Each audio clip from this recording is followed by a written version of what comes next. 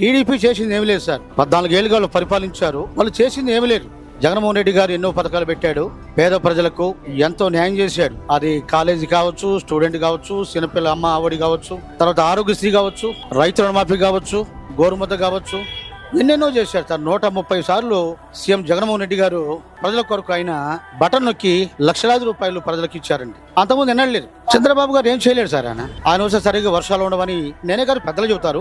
భక్తులు గాని పూజలు గాని వారే చెప్పారు. ఆయన వస్తే కరువు అండి, కిష్టలో నీళ్లుండవు, రైతుకు పొలం ఉండదు, పేదవాడికి పన్ను ఉండదు, ఎద్దుకు ఆవుకు గేదెకు పశువులు గడ్డి ఉండదు. చాలా ఆయన వస్తే మళ్ళీ దేశంలో గచ్చకాయలు, పిచ్చి చెట్లు అన్నీ మొలుస్తాయండి. కరువు కరువు కరువు అండి. 15 ఏళ్ల బట్టి చేయనటువంటి ఆ యొక్క అభివృద్ధి లేని పరిస్థితుల్లో ఈ రోజు నా 5 ఏళ్లలో జగన్మోహన్ రెడ్డి గారు చేసి చూపించాడు. నాకు ఒకసారి అవకాశం ఇమ్మన్నాడు, ప్రజలు అవకాశం ఇచ్చారు. తప్పకుండా ప్రజలు కూడా నమ్ముకున్న ప్రజలు కూడా ఏ ద్రోహం చేయకుండా, లోటు చేయకుండా అన్ని పథకాలు కూడా ఇచ్చారు. ఈ రోజు ఒక స్త్రీ ఎంత బాగున్నారు సార్, లేడీస్ అందరూ కూడా వృద్ధి కలిగి